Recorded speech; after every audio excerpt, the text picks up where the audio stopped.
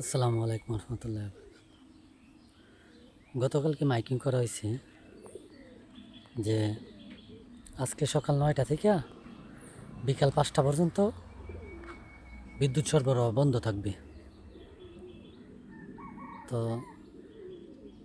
ভাবছিলাম যে সকাল 9টার আগেই বিদ্যুতের কাজগুলো সাইরা নিমু, যেমন টাঙ্কিতে পানি নেই, পানি ওঠামু,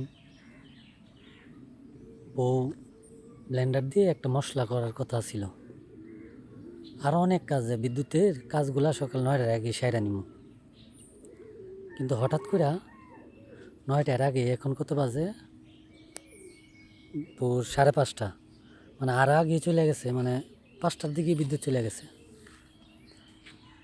এখন বউ বলতেছে যে তুমি তো বললা যে 9টায় কারেন্ট যাইব, তো এখন তো 5:30টায় কারেন্ট গেছে গা, এখন কীভাবে কী হইব? কাজে তো বাকি আছে। তা আমি বললাম আমি তো আর জানি না যে 9টার আগে কারেন্ট যাইব, বলছে তো 9টায় যাইব। এখন আমাদের মতো হয়তো বা অনেক ফ্যামিলি এরকম করতেছে যে হাই কারেন্ট তো 9টার আগে চলে গেল, যদি আরেকটু সময় পাইতাম, আরেকটু কারেন্ট দিত, তাহলে কাজগুলো সাইডে নিতাম, বিদ্যুতের কাজগুলো। এখন আফসোস হইল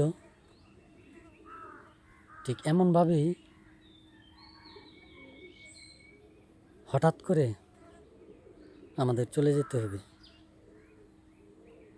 আর আফসোস করতে হইব যে হাই যদি আরেকটু সময় পাইতাম আর ভালো কিছু আমল করতে পারতাম,